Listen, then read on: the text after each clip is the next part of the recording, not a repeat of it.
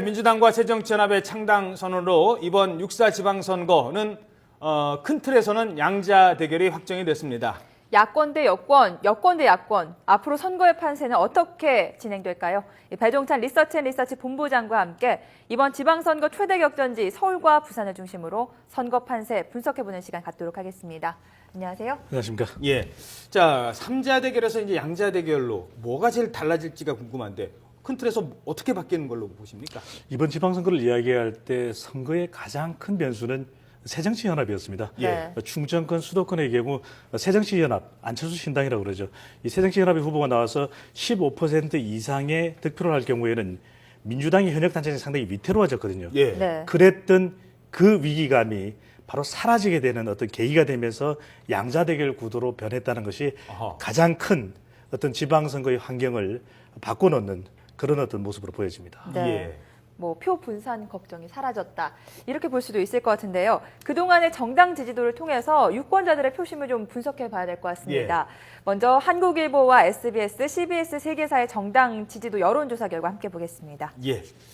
자, 설명을 해주시죠. 어떻게 지금 나온 겁니까? 네, 최근에 여론조사 결과를 보면 두드러지는 현상은 새누리당의 경우에는 화면에서도 보시는 것 같이 45.1%의 견고한 지지율을 유지하고 있지만 네. 지방선거를 앞두고 민주당은 여전히 낮은 지지율, 특히 새정치연합의 경우에는 이 전남, 전라 지역에서도 민주당보다 앞섰던 지지도 또는 이 심지어는 어떤 조사에서는 30% 가까이 가는 지지도를 보였지만 최근 들어 예. 새정치연합을 이름을 가지고 난 이후에는 더욱 지지율이 떨어져서 예. CBS와 포커스 컴퍼니의 조사 결과를 보면은 8.8%까지 어허. 보여주고 있거든요. 네. 예. 이러한 어떤 위기감도 이번 야권 통합신당의 발걸음을 옮기게 되는 그런 주요한 원인이었던 것으로 보여집니다. 네, 좀 주목해봐야 할 점이 새누리당은 40% 이상의 지지율을 보였는데 민주당과 새정치연합 합치면 30%를 넘는 거네요.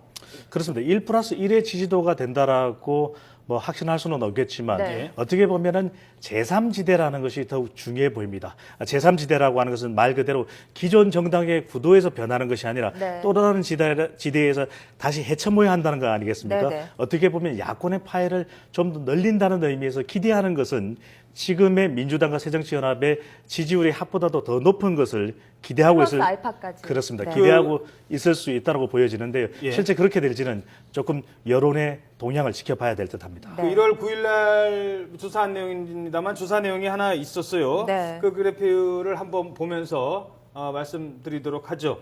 야권의 신당 창당 시 지지율과 관련된 자료인데요. 함께 보도록 하겠습니다. 실제로 민주당과 안철수 신당이 합쳐서 새로운 정당을 만들어진다면 어느 당의 후보에게 투표를 하겠느냐 뭐 예. 이런 걸 물어봤던 설문조사 결과인데요. 예, 함께 보겠습니다. 그렇습니다. 아주 흥미로운 어떤 조사 결과라고 할 수 있을 텐데 1월이었습니다. 그렇기 때문에 상당히 예상도 바뀌어 못했을 있는 텐데. 그런 네. 환경이라고는 할 수 있을 텐데요. 가정을 한 질문이었습니다. 야권이 새로운 정당을 창당하게 될 경우에 이번 지방선거에서 누구에게 투표하겠느냐. 그 파괴력은 역전될 여론상으로는 거네요. 상당히 커 보였습니다. 네. 45.4%가 새롭게 만들어지는 야권 신당에 투표하겠다였고 새누리당에 투표하겠다는 비율은 34.4%였거든요. 물론 부동층이 어떻게 움직일지는 지켜봐야 되지 않겠습니까? 하지만 이 조사 결과를 보더라도 이 통합 야권 신당의 출현은 지방선거에 상당히 큰 충격, 특히 새누리당에 큰 충격이 될 것으로 그렇게 보여집니다. 예. 네, 관심사는 이제 서울과 부산 등 실제 선거지에서 어떤 후보가 승리할지일 텐데요. 먼저 서울 지역부터 살펴보도록 하겠습니다.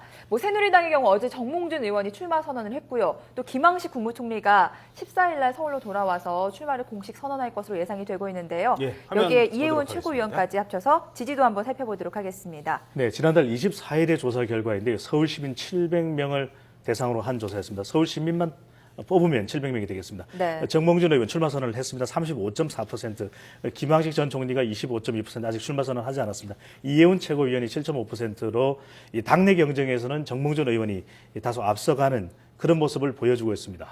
예. 자, 그런데 문제는 이제 이게 정몽준, 김황식, 이혜훈의 먼저 이제 이벤트 효과, 컨벤션 효과가 있겠습니다만 그 다음은 지금으로서는 박원순 시장과 1대1 대결 구도가 불가피하잖아요. 그 조사 결과를 한번 그 부분이 가장 중요할 텐데요. 살펴보도록 하겠습니다. 네. 이번 서울시장 선거가 양자 대결 구도가 될 경우에는 이 정몽준, 박원순 시장 간의 대결이 박원순 시장이 41.9%, 정몽준 의원이 40.7%로 오차 범위 내의 박빙의 대결의 모습을 보여주고 있거든요. 네. 그래도 오차 범위 내 근소한 우위이긴 합니다. 김황식 전 총리하고의 대결에서도 박원순 시장은 김한준 전 총리보다 조금 더 경쟁력이 높은 것으로 예. 나타나는데 가장 큰 이유가 이처럼 양자 대결 구도가 되었을 때 그래도 현 시장이 더 경쟁력을 조금 발휘할 수 우세하다. 있다. 이런 부분이거든요. 네. 당내 경쟁에서는 정몽준 의원이 아무래도 새누리당 당대표까지 역임했기 때문에 새누리당의 지지층을 결집한다는 의미에서는 경쟁력이 있는 것으로 나타났지만 그래도 양자 대결이 될 경우에는 이 야권 단일화된 통합신당의 박원순 시장이 상당히 경쟁력이 확보가 되는 것으로 그런 조사 결과를 볼 수가 있겠습니다. 네. 예, 알겠습니다. 네, 지금까지 리서치 배종찬 본부장과 함께 신당 창당 이후의 시나리오, 6.4 지방선거 시나리오에 대해서 살펴봤습니다. 오늘 말씀 고맙습니다. 고맙습니다.